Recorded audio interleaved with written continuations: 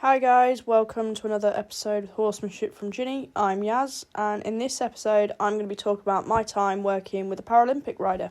So I first met Bert when I started my work-based diploma at Four Winds, and she moved there. She had her horses on livery there. I actually met her horse Whoop initially, and I was fucking around with his nose. He really liked his face being played with, and I was wiggling his nose and playing with him and having a great time fussing around him, and then Bert came round the corner and was like, be really careful, that horse bites. And Whoop was quite a character. He could be really quite arsey with you, and turns out I was doing the best thing possible for him not to bite me, which was fuck around with his face. He loved it. So that's how I met Bert. She told me about him. I think he was schooled to Grand Prix levels. I don't know if she ever competed internationally on Whoop. I think she did. He was called Wonder Boy. He'd always had issues with soundness. He was very flexible in his joints, which created issues for him. This isn't really about Whoop, but he was a cool horse. I liked Whoop. I really enjoyed working with Whoop and riding Whoop. Then I went on to do my apprenticeship at Bullby, and she was schooling the eventers there. At Bullby, the school is a bit out the way. It's over the road and you can't really see it from the yard. So we used to help Bert get on, and someone would stay in the school with her just to make sure nothing went wrong while she was riding, and if something did go wrong, that someone was there and would be able to help her straight away.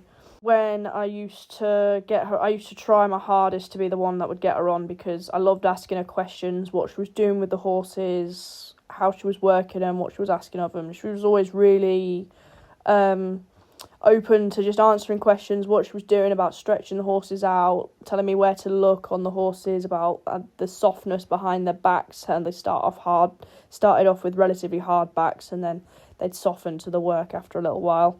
And then once I finished my apprenticeship, I've said in my first couple of podcasts, I took a few months off from horses. I wasn't really keen on them anymore. I didn't want to work with them anymore. And then Bert dropped me a message and asked if I would get on Wonky for her. I was umming and ahhing about doing it, but I thought the opportunity to work with a Paralympian was a really good opportunity for me, so I did. Wonky had 6 months off because she'd had a sore back and they weren't really sure why, so they gave her 6 months off to start with initially. And then I got back on her and she fucking decked me. She launched me over her head. There was something seriously wrong with her, so we cut the session short and we were like, yeah, let's not do that. I landed straight on my head. It really fucking hurt.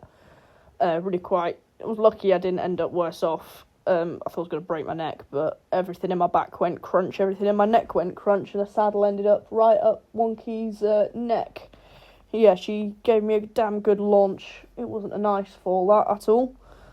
So after investigations and things like that, we found out she had kissing spines, did a few injections in her back to see if it'd take the pain away. As soon as we injected her in the back, before she threw me off, she was like, I don't want to move, I don't want to go anywhere, don't make me move. And then when we made her move, she launched me. So once we put the injections in her back, she was freely moving, no signs of pain whatsoever, everything was good. So x-rays ensued, and she had the operation for her back, and we did the rehab for her. And then while that was all happening, Bert asked me to hack Darcy out, and Darcy was the horse she was competing at the time. I think she'd just not long come back from Rio. I think she was on the run-up to the next World Equestrian Games was her plan with Darcy at the time. That changed in the end, but what I got told was that Bert was really wimpy with Darcy, and I'd hacked out with Bert a few times, and I thought she'd been a bit dramatic about Darcy, and she'd been like, when we'd been hacking out at Bullby, there were lots of deer, and Darcy stopped and kind of stared at the deer, and I didn't think much was going on, and Bert was like, we need to go home. This horse is going to explode, and I was like, the fuck, nothing's happened. I thought she was being a right wimp. Everyone thought she was being a right wimp about this mare, hacking her out, because to handle and to lead and to ride, she was beautiful, she was fairly straightforward. But so I took her out on a hack, and she very quickly showed me why Bert was worried about hacking her. So while I was hacking her out, she had this weird thing that she was like looking behind her all the time. She wouldn't just walk straight. She was constantly turning her head, looking behind her. She had a long rein. It was really strange, and we had this pheasant jump out on us and nothing happened, and she didn't even spook at the pheasant. She was fine. And then about 3-4 minutes later, she just spun and took off of me. And initially I was like, no, I don't think so. So I pulled her up, and then she did this weird thing that her family seems to do, because we also got a relative of hers called Bunny later on that did the same thing. And she reared up, and then she kind of sat down on her hocks and jumped straight up in the air, and that fucking terrified me. So when she landed, she took off again, and I was a lot more reluctant to try and stop her, but we were coming up to, it was quite wet on the ground, we were coming up to a right angle corner, and she took it at a flat out gallop. I don't know how the fuck she stayed on her feet. It was terrifying. And then as we were heading towards the road, I was like, I can't just leave her to turn on the road like that and gallop down the road, so I pulled her up again. By this point we were next to the fields of the yard that she was at now, and all the horses came bombing over from the field, and she started bucking in a circle, and I was cacking my pants. I was terrified. I've never ridden anything like it before in my life. By this point I'd ridden eventers, I'd ridden quite a few naughty ponies and things like that, but I'd never ridden the real true hot warm bloods and the true, like, these dressage horses with those sort of lines. Schooling behind them, power behind them, and athleticism. It was insane. I'd ridden a lot of ex-racers, but nothing compares to the power in these dressage horses, I don't think. Yeah, so she was bucking and bucking around in circles, and eventually she stopped. Luckily, she was built like a barrel. This horse was built like a brick shithouse, so she was built like a barrel.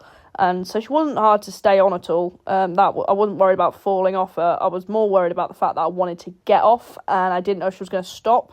But she did stop, and she stopped, and she had her head up in the air, and I jumped off her as quickly as possible, took her reins over her head, and I walked back to the yard with her, and I had her with a schooling whip, and I was pointing that at her as like a threat of, don't you fucking dare do anything else. I was terrified.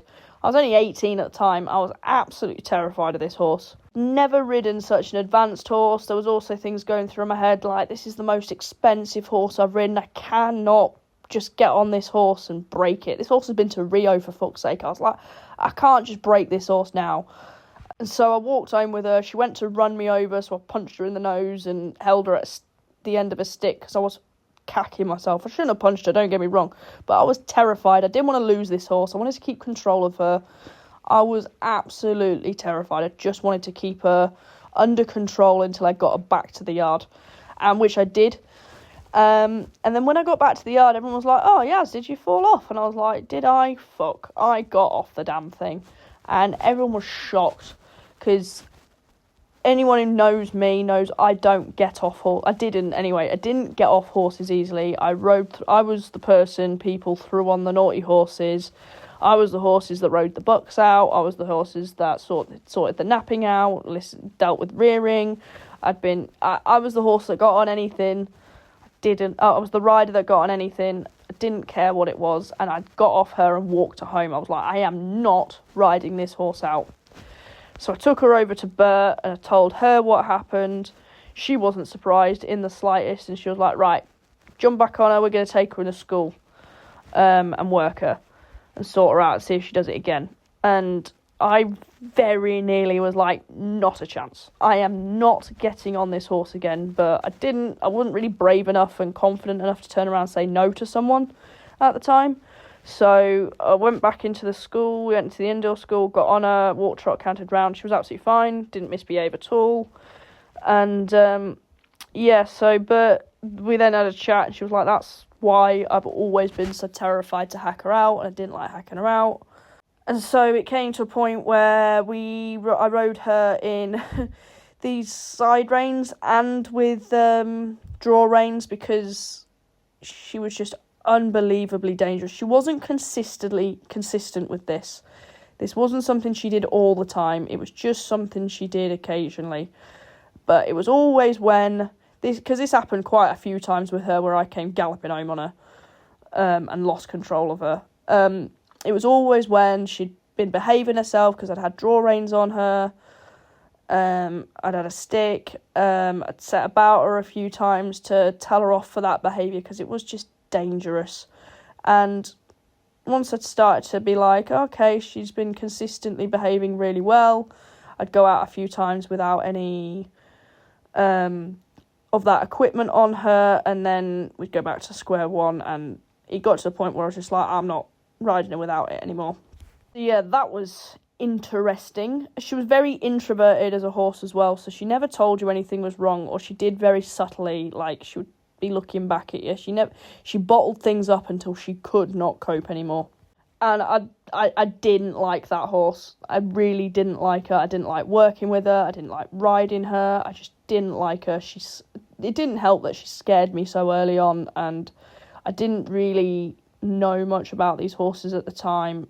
If I was to look at her now, I'd probably take her back to groundwork and do stuff like that with her, rather than just working through it. But it was scary. I'd never dealt with anything like that before in my life.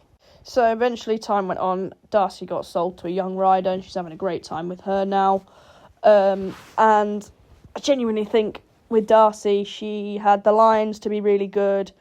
And there was a lot of pressure on that horse that I don't think she could cope with. And I think going to a teenager, when she'd been to Rio and she'd done all these things, I think it did her well to be like, wow, you're amazing, rather than you're not doing what you should do. Because Darcy could move. My God, could that mare move. But you could not get her to passage or piaffe under saddle.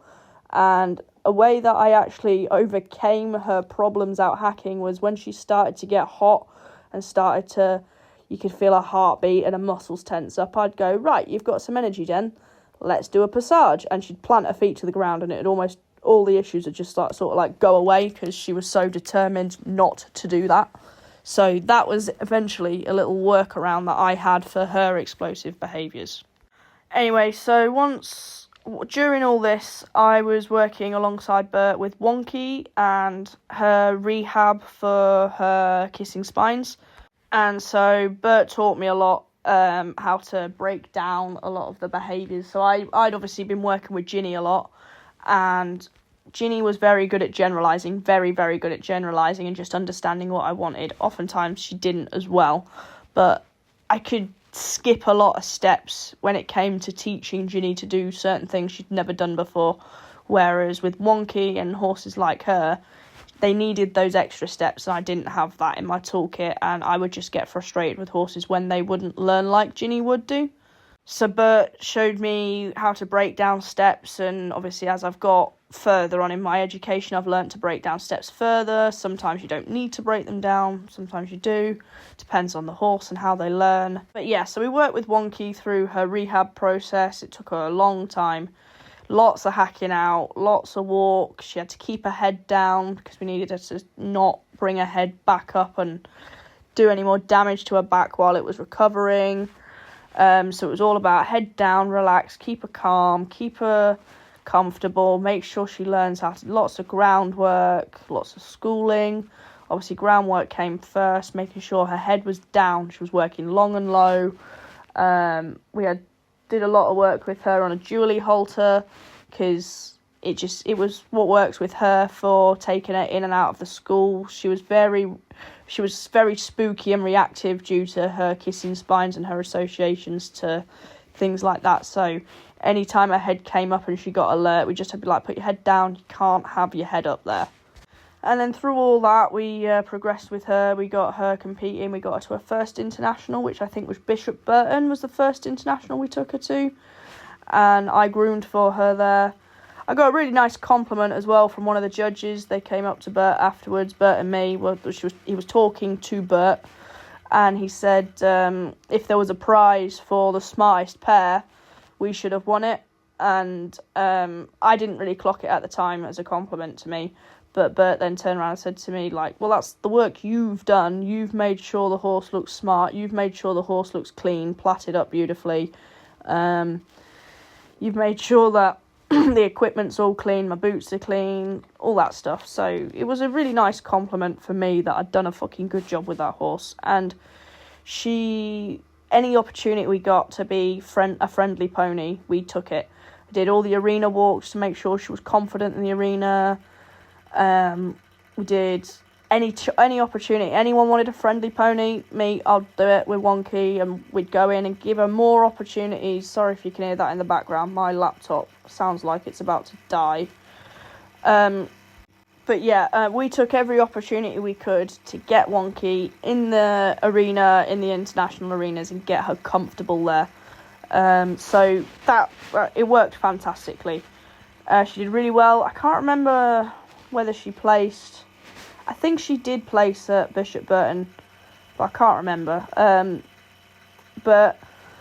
then we got her, I think her second international was Doha, so we went all the way to Qatar with her, and I met her in Qatar. I was supposed to be getting her on the plane, but then on the way to taking her to France, I realised my ticket was the day before she was supposed to leave, so the transporter, Darren, had to do a detour in this fucking big lorry to get me to the airport in time. And bearing in mind, I've never travelled outside of the horses. The only travelling I'd done was with Bert, driving across the continent to Germany, Belgium, France, whatever. I don't think we competed in France, but we stayed there a few times. I had never flown in my life. I have once as a kid with a friend, but I've never flown on my own. I've never travelled much. I was terrified. I didn't know anyone. I was on my own, and I was flying to fucking Qatar. So I got to Qatar. I didn't know what I was supposed to be looking for. I didn't even know the name of the show. So I didn't know how to get there. There were taxis constantly asking me if I wanted a lift somewhere. I didn't know where I was supposed to be going. Eventually, I got taken to a hotel, because I thought that was the hotel I was supposed to be staying in. I signed into the bedroom that Bert was actually supposed to be staying in. And then we found out that wasn't my bedroom, and I actually had a bedroom. I had a hotel. There was a hotel on site that I was staying in. So I went and stayed. Got a car over to the hotel I was supposed to be staying in. I used poor mum had to pay a huge phone bill where I called people up from Doha, trying to figure out what the fuck I was supposed to be doing. Like I said, I didn't even know the name of the show. It was called Al Shkab or something like that. I didn't have a clue. Nothing. I didn't know what I was supposed to. I was panicking. I was so worried.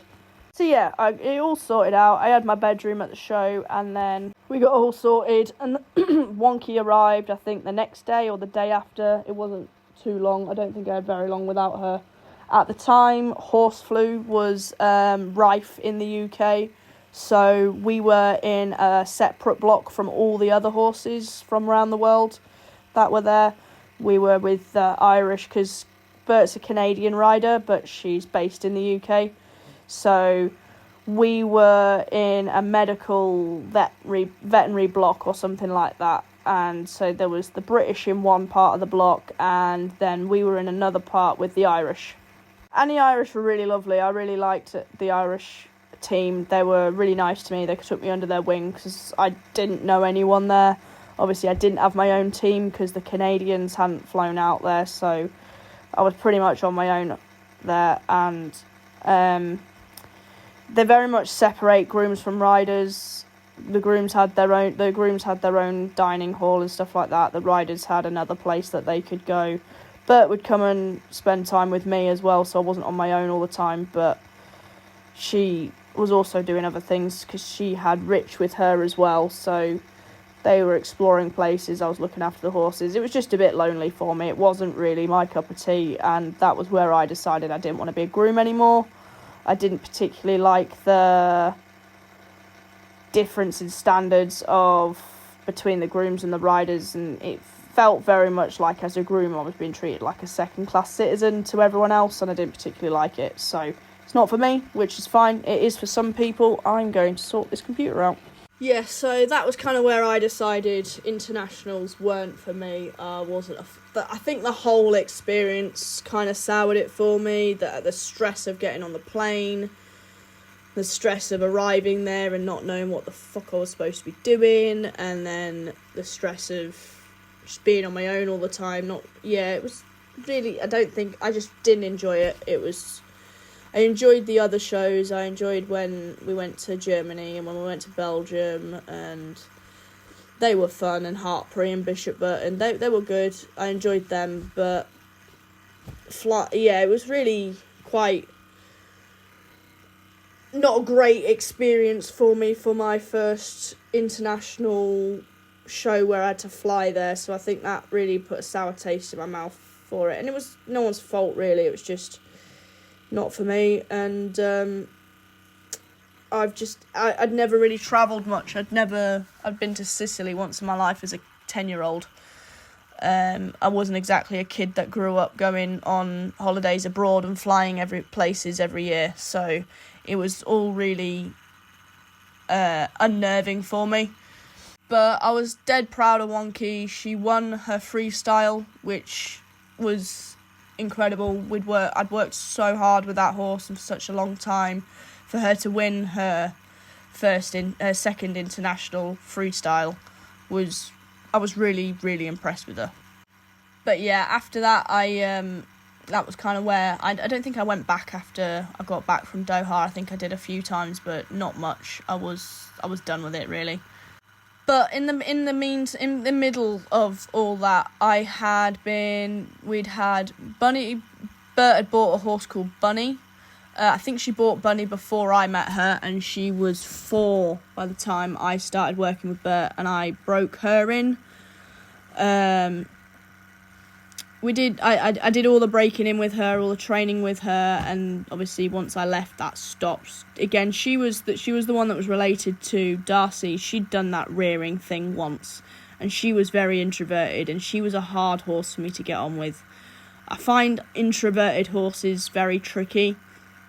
I clash with them a bit, just on a personality level. I can still work with them and help them plenty, but they're just not horses I would choose to own and work with day in, day out. I find them very taxing to work with. But yeah, we broke Bunny in. She was doing well, but sold her after I stopped working with her. She paid me £300, I think, for the work I did with Bunny. Because that was the agreement, was that she'd buy a horse, I'd work with it, break it in, get it going, she'd sell it, and then we'd split the money. I got £300 out of her. And then there was another horse called Fab. I think Bunny has since been put down for kissing spines, but that horse never really presented with what I would say kissing spines, but I don't know what happened. I don't know anything about it really. I just got told she'd been put down, which is a shame. She was a nice mare, just not my cup of tea. She was big though.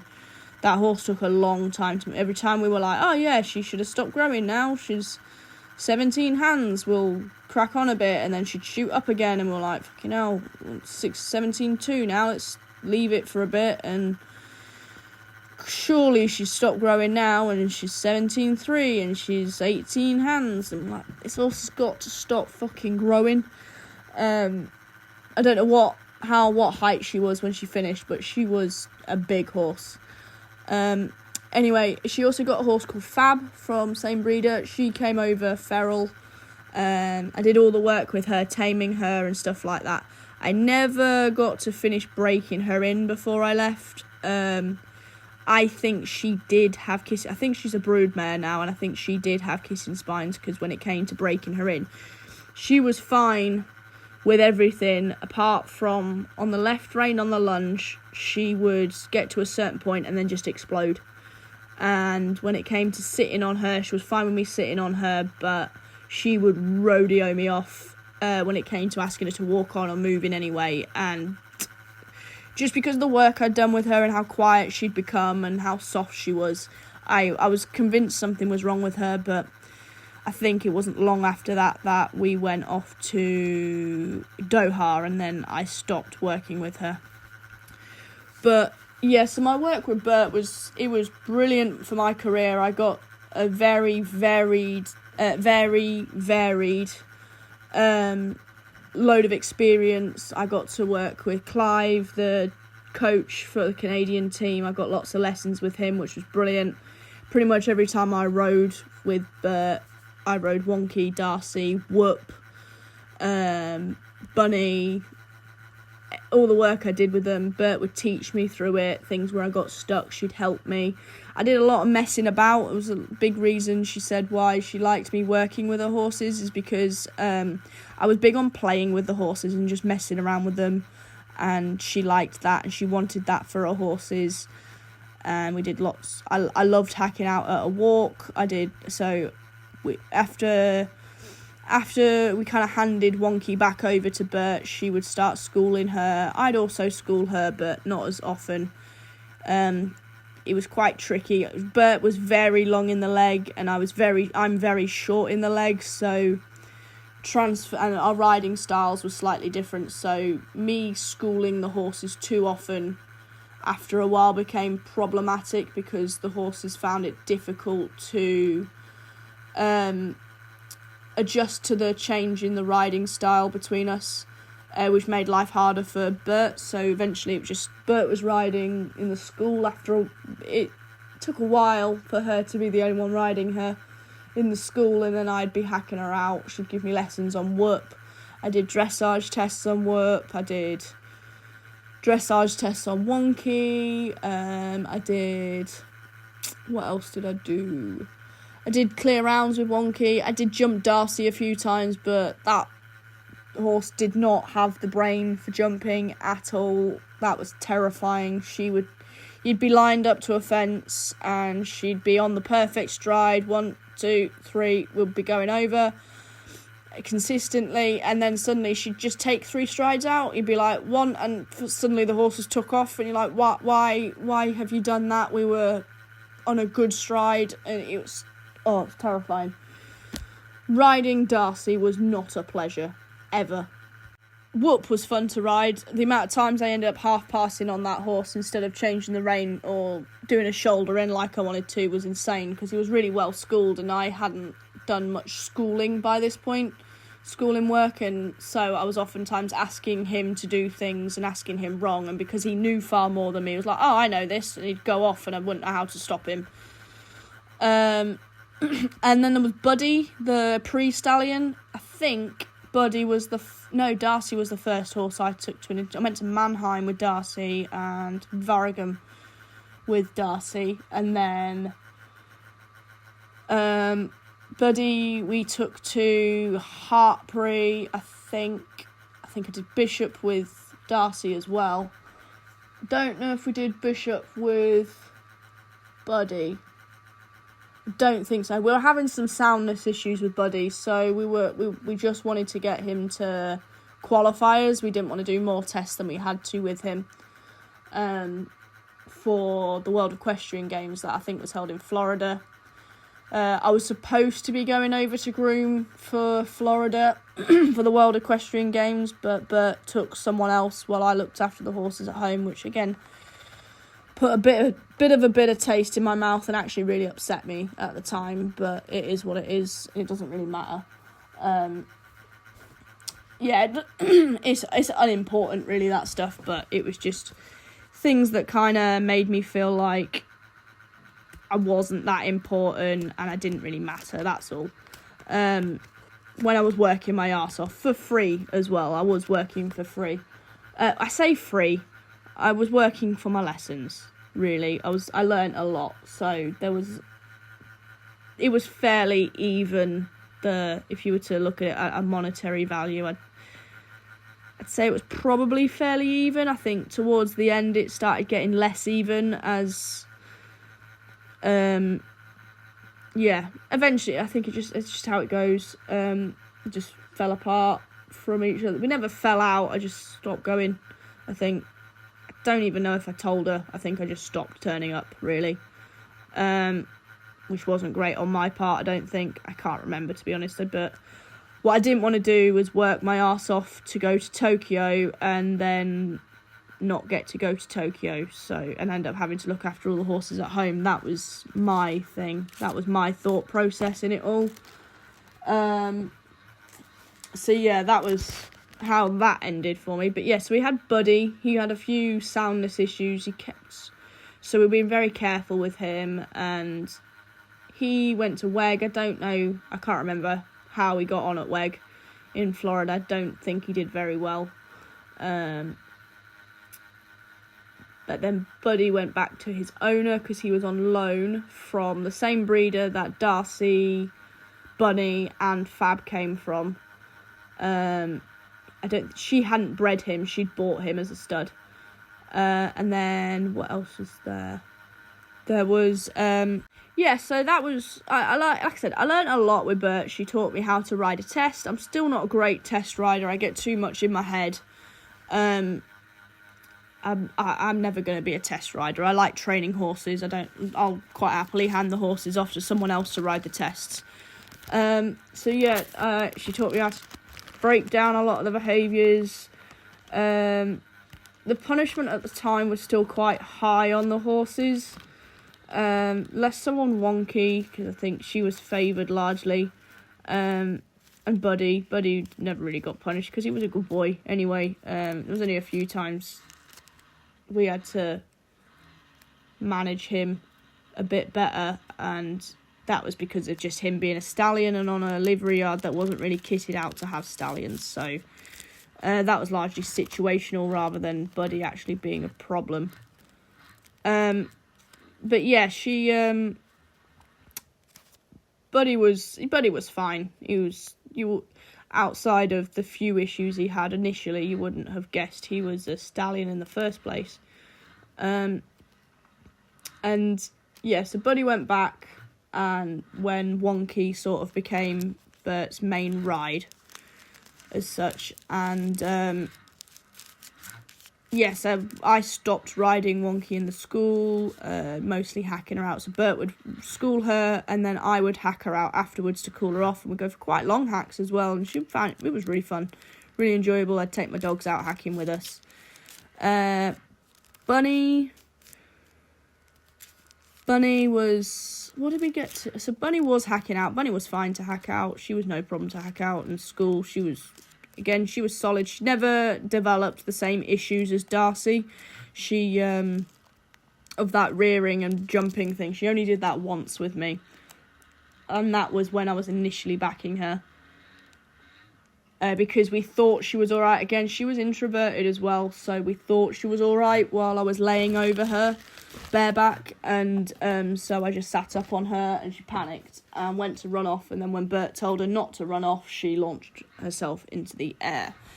That was a hell of a fall though, because she was about 17.3 by this point, 17.2, 17.3. She was a big horse with very long legs as well, so when she sat down and jumped up in the air, I also pushed myself up and away from her. I had no tack on her. And then I landed straight on my arse, and that left me in a lot of pain for quite a while after that, just from the impact. I'd say I was fairly level with the rafters in the roof at that point, because it was an indoor school. I remember being like, there's a pigeon up there. It was a really weird thought. I remember seeing a pigeon up in the rafters, like eye height with me, and it looked really surprised to see me there. I must have come down a hell of a distance. So yeah, that was fun. But again, we then decided, obviously she wasn't as okay as we thought she was, and we did some more work on her and we solved all those issues, and we never had that problem again. Fab was really fun to work with. I really enjoyed working with Fab because she was the first horse. Bunny wasn't feral when we worked with her, but she was fairly unhandled, but she wasn't as nervous as Fab. Fab was completely feral when she came to us, and so I did all the handling and taming with her, which was really fun. I love doing that. She's not the first horse I've done it with either. She was just the first warm blood I'd done it with. She was a coloured warm blood. I really enjoyed working with Fab. I liked her brain. I liked the way she worked. I liked the way she thought. again, I think she turned up with kissing spines. I think that's why she went off to be a broodmare. Regardless of my thoughts on whether a horse with kissing spines should be used for breeding, whatever. She was a beautiful mover, beautiful horse. I really enjoyed that horse. I really liked Fab. I do wish I'd managed to do more with her. Yeah, I really enjoyed her. But yeah, so I learned a lot while I was with Bert. There were ups and downs. I think there were just a few too big things that upset me too much for me to be like, I'll keep doing this. And yeah, it just wasn't... I like training horses. I've never been a groom. I think it was just kind of a direction I was starting to head in. I think it was probably one of the reasons I burnt out so badly, was because I was trying to push myself into this direction of being an international groom. It was fun, but it's not really my thing. I didn't particularly enjoy it as such. It was nice to see the travel and seeing the horses do well, but I'm not one that takes pride in platting and grooming. I like to see a horse nice and clean, but I don't want to do it every day, and I'm not the most organised person on the planet, and I'm far from the most organised person on the planet, to be fair. And yeah, it just wasn't my thing. I like training horses. People have there's different careers in horses for a reason.